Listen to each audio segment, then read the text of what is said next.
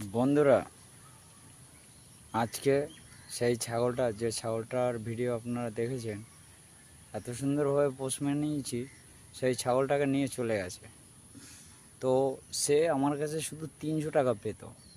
তো এতদিন ছাগলটাকে পুষেছি, করেছি, তার কোনো দাম দেয়নি।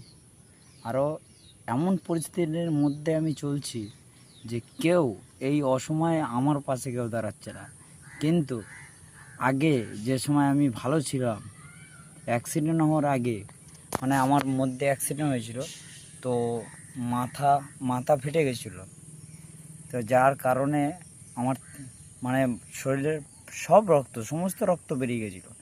মানে মেন কথা হচ্ছে মৃত্যুর মুখ থেকে আমি ফিরে এসেছি। মানে কৃষ্ণ আমাকে ফিরিয়ে দিয়েছে, তাই আমি আবার পৃথিবীতে মায়ের কোলে ফিরে এসেছি। আর কৃষ্ণ যদি না পাঠাতো আমাকে,